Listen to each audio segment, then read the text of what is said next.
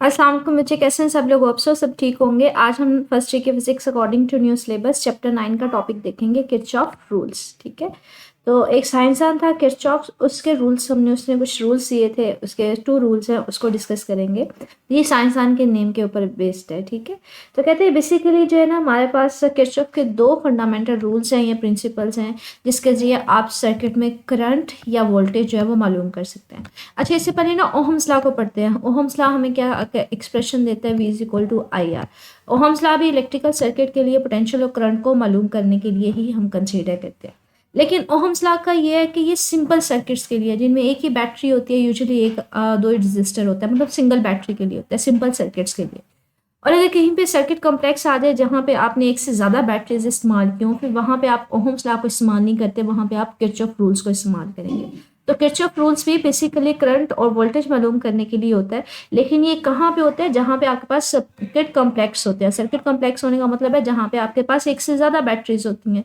Like, तो इस तरह के सर्किट्स जहाँ पे बच्चे एक से ज़्यादा बैटरीज होती हैं, ये बैटरी है। ठीक है, और नंबर ऑफ रेजिस्टेंसेज होती हैं, ऐसे कॉम्प्लेक्स सर्किट्स में ओहम्स लॉ को अप्लाई नहीं कर सकते। सिंपल ये वाली equation V is equal to I R use नहीं की जा सकती। ऐसे सर्किट्स को हम लोग नाम देते हैं कॉम्प्लेक्स सर्किट। कॉम्प्लेक्स सर्किट्स ऐसे होते हैं बेसिकली जहाँ पे एक से ज़्यादा बैटरीज इस्तेमाल हुई होती हैं। तो कहते हैं हमारे पास कॉम्प्लेक्स सर्किट जिन पे ओहम्स लॉ अप्लाई नहीं किया जा सकता, वहाँ पे हम लोग इसको बेसिकली यूज़ कर रहे होते हैं।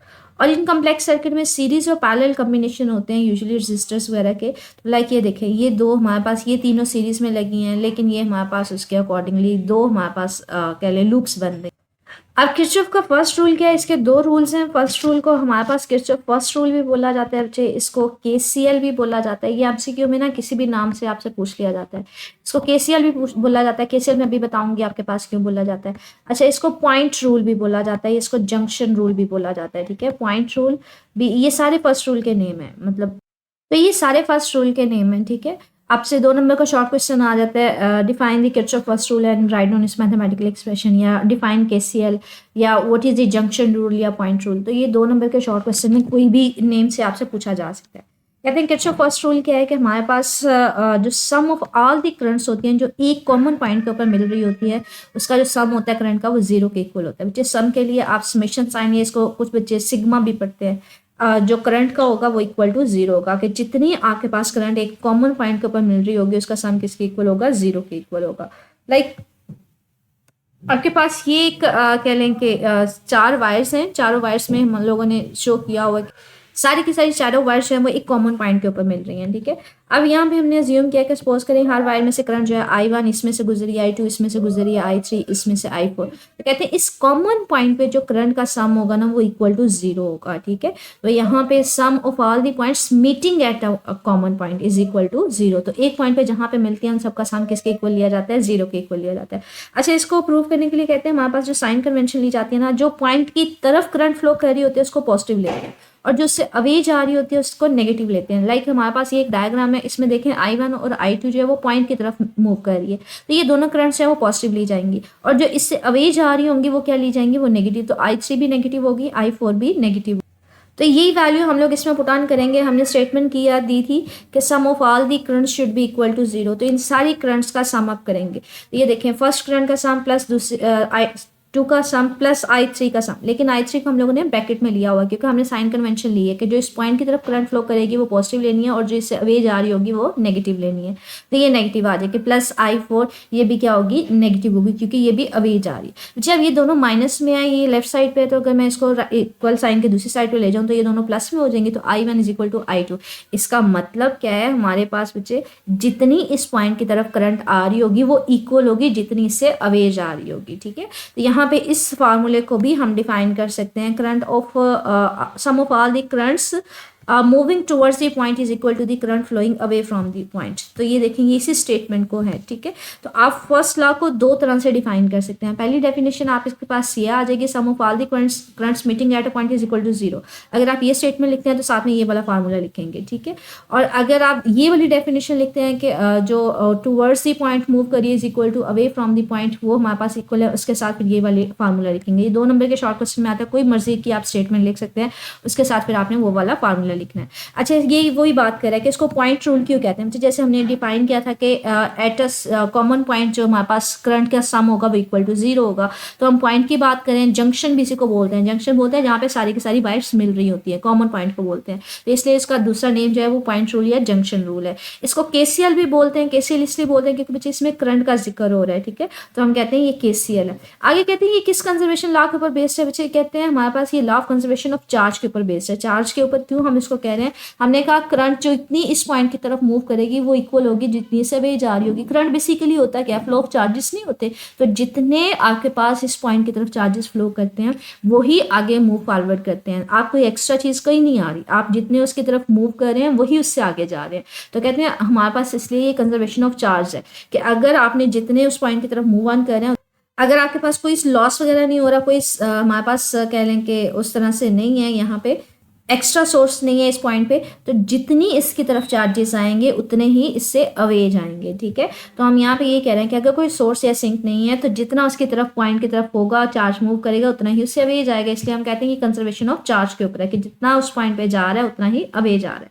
अब इसमें पूछा क्या जाता है, मैंने आपसे अगेन ये कहा है कि ये 2 नंबर का शॉर्ट क्वेश्चन आता है। किरचॉफ फर्स्ट रूल की आपसे डेफिनेशन पूछ ली जाती है, आप कोई सा भी लिख दीजिएगा। अच्छा, किरचॉफ फर्स्ट रूल का अदर नेम क्या है, junction rule, KCL, point rule, ये ना एमसीक्यू में आ जाता है। Other name of the Kirchhoff first rule वो आ जाता है KCL, KVL, third fourth option जो भी, ठीक है, तो ये याद रखिएगा। दूसरा ये मोस्ट कॉमनली एमसीक्यू आ जाता है कि ये किस कंजर्वेशन लॉ के ऊपर बेस्ड है, ये conservation of law of charge के ऊपर बेस्ड है, ठीक है।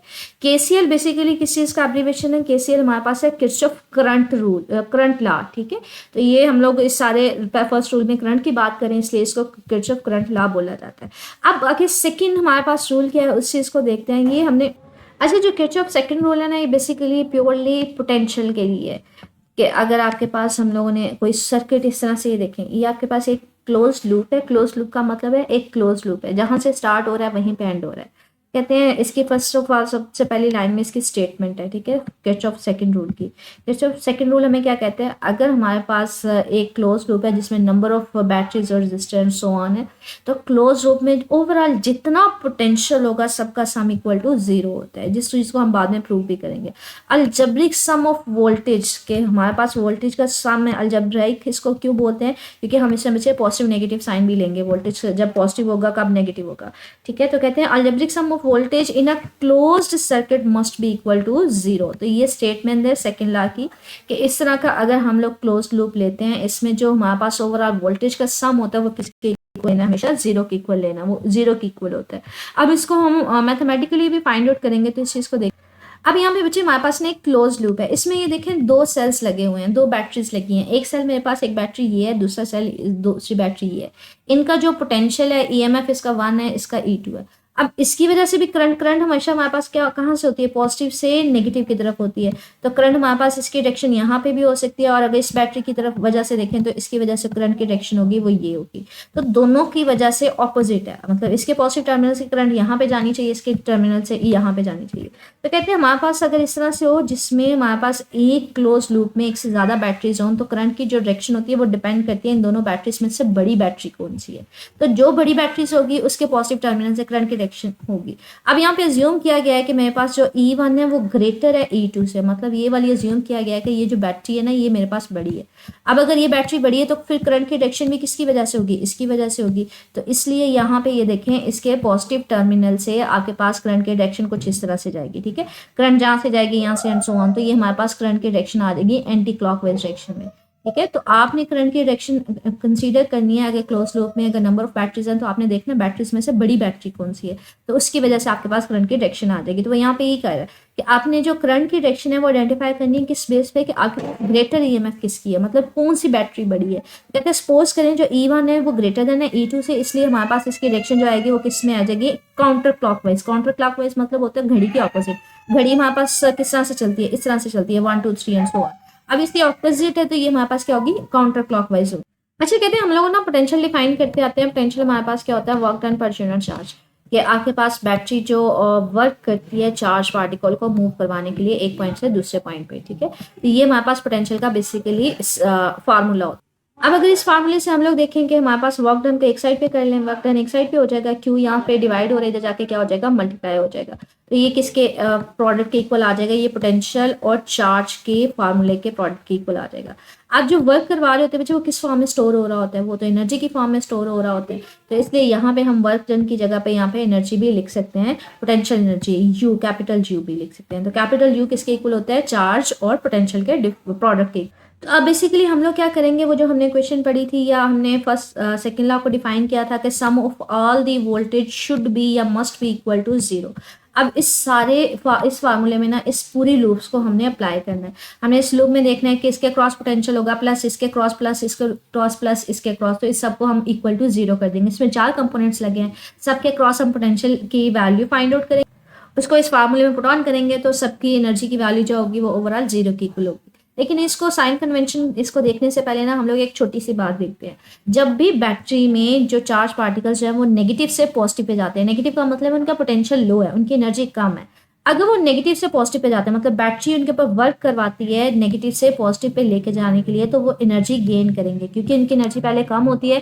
अगर आप उसको नेगेटिव टर्मिनल से पॉजिटिव टर्मिनल पे उठा के लेके जाते हैं, इसका मतलब है बैटरी एनर्जी दे रही है, तो वो सोर्स है। तो वहां पे फिर उसके क्रॉस पोटेंशियल क्या लिया जाएगा, हमेशा पॉजिटिव लिया जाएगा। लेकिन इसके ऑपोजिट हो, अगर जो चार्जेस हैं वो पॉजिटिव से नेगेटिव पे जा रहे हो, मतलब हमारे पास कह लें कि हाई पोटेंशियल हो पहले उनका, वो कुछ लॉस करवा के नेगेटिव पे जा रहे हो पहले, लेकिन इस वक्त उसकी जो पोटेंशियल है वो कम हो गए, तो इसका मतलब क्या है, वहां पे लॉस हुआ है, वहां पे फिर पोटेंशियल को क्या लेंगे, नेगेटिव लेंगे। ये साइन कन्वेंशन याद रखिएगा कि अगर बैटरी में चार्जेस नेगेटिव से पॉजिटिव पे जाते हैं, मतलब वो अपनी एनर्जी जो है उनके नेगेटिव कम पोटेंशियल से हाई पोटेंशियल की तरफ चलते हैं, पोटेंशियल बढ़ा तो वहां पे पोटेंशियल को पॉजिटिव लिया जाएगा।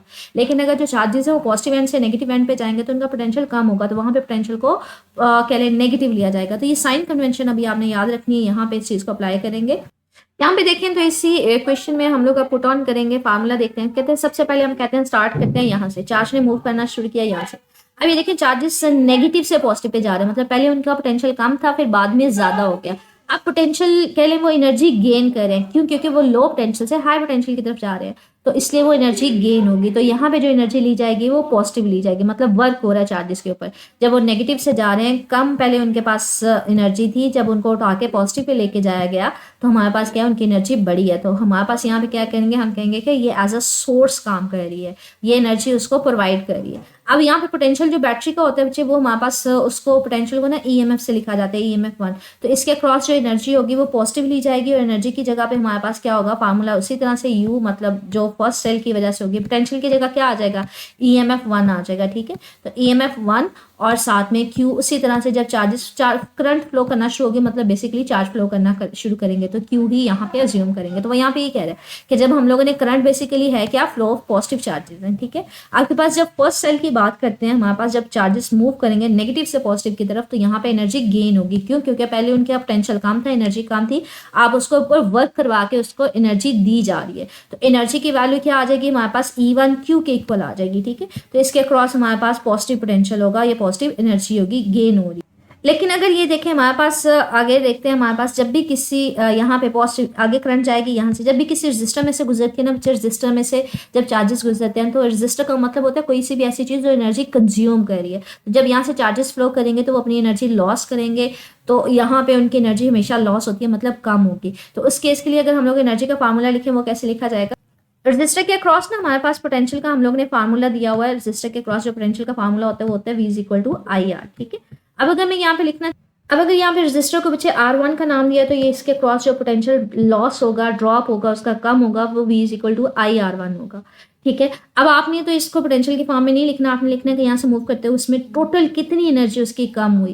तो रजिस्टर में हमेशा लॉस होता है, हमेशा कम होती है एनर्जी, तो वहाँ पे इसको क्रॉस हमेशा नेगेटिव लेंगे। तो ये एनर्जी उसी तरह से आ जाएगी, 6 क्वेश्चन में इसकी वैल्यू डालते हैं, यू किसके इक्वल आ जाएगी, कितनी एनर्जी उसकी लॉस होगी, आप उसको लिख देंगे, बी की जगह क्या आ जाएगा, IR1 आ जाएगा, और हमारे पास क्यू उसी तरह से अपेयर हो जाएगा। लेकिन इसके साथ हम क्या लिखेंगे, इसके क्रॉस साथ हम लिखेंगे नेगेटिव साइन लिखेंगे। क्यों, क्योंकि बच्चे एनर्जी हमारे पास क्या हो रही है, कम हो रही है। रजिस्टर बोलती है उसको है जो एनर्जी को कंज्यूम करता है, अगर एनर्जी कंज्यूम हो रही है, कम हो रही है, लॉस हो रही है, तो इसलिए इसको क्या लिया जाएगा, नेगेटिव लिया जाएगा। तो यहाँ पे ये देखें कि जब हमारे पास R1 रजिस्टर में से जा रहा है, तो चार्ज क्या करता है, अपनी एनर्जी लॉस करता है, इसलिए एनर्जी लॉस करेंगे तो इसका फार्मूला क्या आ जाएगा, IR1Q। अब इसमें से गुजरता हुआ जब वो इस बैटरी में से गुजरेगा, अब इस बैटरी में देखिए चार्ज कहाँ से आ रहा है, पॉजिटिव से नेगेटिव पे आ रहा है, मतलब हाई पोटेंशियल से उसका पोटेंशियल कम हो रहा है, तो एनर्जी वो लॉस कर रहा है सेकंड वाले सेल में। तो इसका मतलब है इसके क्रॉस फिर एनर्जी क्या ली जाएगी, नेगेटिव ली जाएगी। एनर्जी के लिए फार्मूला क्या होगा, इसका पोटेंशियल जो एक्जैक्टली हम EMF E2 से लिख लेंगे, और चार्ज उसी तरह से जैसे ये फर्स्ट सेल की हमने एनर्जी लिखी थी ना, इसकी भी यही एनर्जी लिखी जाएगी, क्योंकि इसका पोटेंशियल का फार्मूला लिखने की जरूरत नहीं है, पोटेंशियल EMF ही है। तो EMF Q माइनस साइन के साथ इसको लिखेंगे क्यों, क्योंकि एनर्जी लॉस हो रही है, क्योंकि चार्ज पार्टिकल कहाँ से मूव कर रहा है, हाई पोटेंशियल से लो पोटेंशियल की तरफ। फिर यहाँ से करंट चलेगी। अब ये सेकंड रजिस्टर है, रजिस्टर कोई भी ऐसी चीज को बोलते हैं जो एनर्जी कंज्यूम करता है, तो ये भी क्या करेगा, एनर्जी कंज्यूम करेगा। तो इसके क्रॉस भी हमारे पास फिर जो एनर्जी कंज्यूम होगी वो क्या होगी, IR1 की जगह यहाँ पे क्या आ जाएगा, IR2 आ जाएगा, ठीक है। तो इसके क्रॉस हमारे पास क्या होगी, IR2। तो हमने टोटल सर्किट में देखा एक क्लोज लूप में कि जब चार्जेस ने फ्लो करना शुरू किया, तो ये हमारे पास पहली बैटरी अगर वो बड़ी थी तो उसकी वजह से जो है हमारे पास कह लें सोर्स के तौर पर एक्ट कर रही थी, वो एनर्जी दे रही थी, बाकी ये सारे के सारे जो है एनर्जी कंज्यूम कर रहे थे। तो ओवरऑल हम लोग यहाँ पे सारा अप्लाई करें, law of conservation of energy को अप्लाई करेंगे कि sum of all the energy, जो टोटल एनर्जी है सिस्टम में, वो किसके इक्वल होगी, वो जीरो के इक्वल होगी।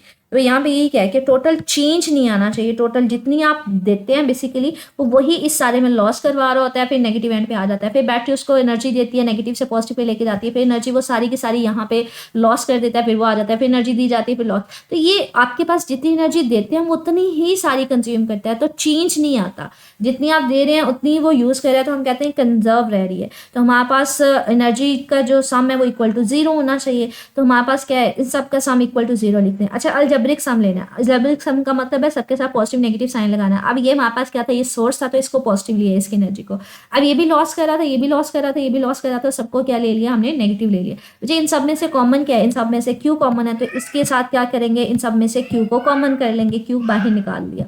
अब बाकी क्या बचा, potential of cell first minus potential across resistor R1 minus potential of the second battery minus potential across the second resistor. अब Q बाय निकालिए बच्चे, यहाँ पे Q मल्टीप्लाई हो रहा है, जीरो से जाके डिवाइड हो जाते हैं, जीरो ओवर समथिंग क्या होता है, वो जीरो ही होता है, तो इसलिए यहाँ से Q को उसने स्किप कर दिया। अब ये क्या है, ये सम ऑफ पोटेंशियल ही नहीं है, ये सारा ये पोटेंशियल पहले सेल का है, ये रेजिस्टर के क्रॉस पोटेंशियल है, IR बच्चे बेसिकली पोटेंशियल ही होता है, ठीक है।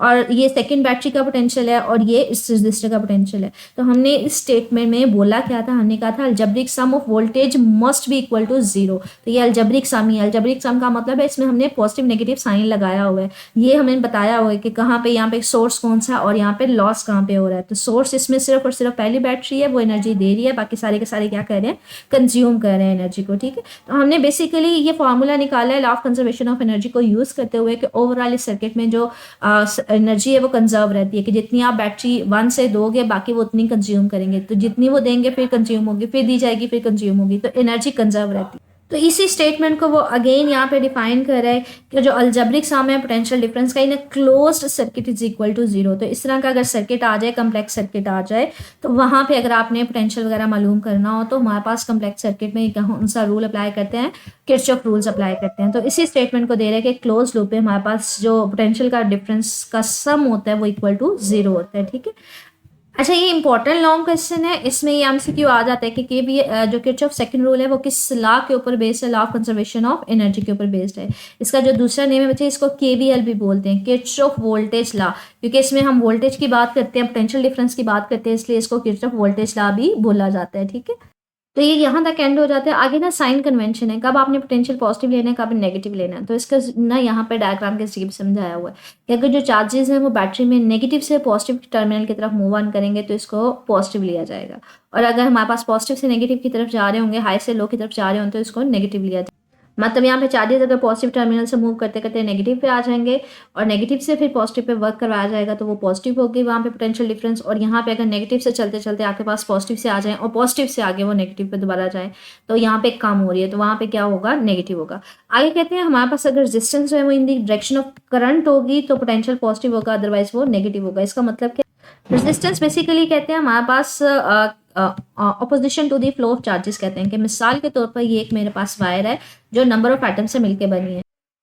फॉर एग्जाम्पल इसमें मेरे पास डायरेक्शन ऑफ करंट, जो इलेक्ट्रॉन है वो मेरे पास इस डायरेक्शन में मूव ऑन करना शुरू कर रहा है, मतलब आगे की तरफ जा रहा है। और अगर उसको पीछे से मेरे पास कह लें कि फोर्स एग्जर्ट हो रही है, उसको पीछे से पुश ऑन किया जा रहा है फॉरवर्ड डायरेक्शन में, तो उसको रेजिस्टेंस आगे की तरफ, पुलियन आगे की तरफ मिल रही है, तो अगर उसी डायरेक्शन में, जिस डायरेक्शन में आपके पास करंट फ्लो कर रहा है, उसी डायरेक्शन उसको फॉरवर्ड डायरेक्शन में अगर उसको कोलाइड किया जा रहा है, मतलब उसको पीछे से धक्का दिया जा रहा है, पुलियन रेजिस्टेंस दी जा रही है, तो हमारे पास फिर पोटेंशियल क्या होगा, पॉजिटिव होगा, वो एनर्जी उसकी गेन हो रही होगी। लेकिन अगर इसके ऑपोजिट हो, मतलब आगे वाले एटम्स जो है वो इसके साथ कोलाइड करके इसको बैकवर्ड डायरेक्शन में धकेले, तो इस तरह के रेजिस्टेंस के केस में जो पोटेंशियल डिफरेंस होगा वो क्या होगा, वो नेगेटिव होगा। ठीक है, या इसको इस तरह से भी कंसीडर किया जा सकता है कि अगर जो चार्जेस हैं वो पॉजिटिव से नेगेटिव की तरफ मूव ऑन करते हुए जो रेजिस्टेंस फेस कर रहे हैं, तो वहाँ पे जो फिर पोटेंशियल होगा वो नेगेटिव लिया जाएगा। लेकिन अगर चार्जेस जो वो नेगेटिव से पॉजिटिव की तरफ मूव ऑन करते हुए जो रेजिस्टेंस फेस करेंगे उसको पॉजिटिव लिया जाएगा। ठीक है, तो ये हमारे पास एक साइन कन्वेंशन। तो बेटर ऑप्शन है इसको समझने के लिए ये वाला आप कंसेप्ट लाजमी माइंड में रख लें कि हमारे पास अगर आप करंट की डायरेक्शन कंसीडर करें कि वो पॉजिटिव से नेगेटिव की तरफ चल रही है, तो हमारे पास उस डायरेक्शन में पोटेंशियल जो होगा रजिस्टर के क्रॉस में नेगेटिव लेंगे। लेकिन अगर हम करंट की डायरेक्शन नेगेटिव से पॉजिटिव पे लेंगे, तो उस केस में फिर हम कंसीडर कर लेंगे कि रेजिस्टेंस जो है वो उसके क्रॉस जो पोटेंशियल है वो पॉजिटिव है, मतलब वहाँ पे लॉस नहीं हो रहा। इसको इस तरह से भी देखा जा सकता है, फॉर एग्जाम्पल ये बैटरी है जिसमें आप बैटरी में यूजुअली चार्जेस कहाँ से मूव करना शुरू करते हैं, पॉजिटिव से नेगेटिव की तरफ। ठीक है, तो करंट की डायरेक्शन क्या है, ये है कि पॉजिटिव चार्जेस से करंट फ्लो करना शुरू होगी और नेगेटिव एंड पे आएगी। ठीक है, अब हमारे पास रजिस्टर कोई सी भी ऐसी चीज़ को बोलते हैं जो करंट को अपोज कर रही होती है, मतलब जहाँ पे लॉस हो रहा होता है। अब अगर ए यहाँ से मूव ऑन करते हुए करंट की डायरेक्शन ये है और चार्जेस जब ए से बी पे मूव कर रहे हैं, करंट की डायरेक्शन भी यही है, चार्जेस की डायरेक्शन भी यही है, तो कुछ ना कुछ लॉस होगा हमारे पास, तो इसलिए यहाँ पे पोटेंशियल को नेगेटिव लिया जाता है। लेकिन अगर यहाँ पे देखिए करंट जो है वो पॉजिटिव से नेगेटिव पे जा रही है, तो करंट की डायरेक्शन तो ये है, लेकिन आप डायरेक्शन जो है वो उसी तरह से लेना चाह रहे हैं, ए से बी पे जाना चाह रहे हैं, तो ऑपोजिट होने की वजह से अगर यहाँ पे हम नेगेटिव ले रहे हैं तो हम इसका ऑपोजिट ले लेते हैं, हम कहते हैं यहाँ पे पॉजिटिव पोटेंशियल डिफरेंस आ जाए। तो ये आज का हमारा टॉपिक था बच्चे, जिसमें फर्स्ट रूल जो है वो सेकंड में आ जाता है, सेकंड रूल जो है बच्चे sorry first rule short question में पूछा जाता है, सेकंड रूल जो है वो लॉन्ग क्वेश्चन में पूछा जाता है। मजीद कुछ पूछ रहा हूँ मेरे से कमेंट सेक्शन में पूछ लीजिएगा। ओके, अल्लाह हाफिज़।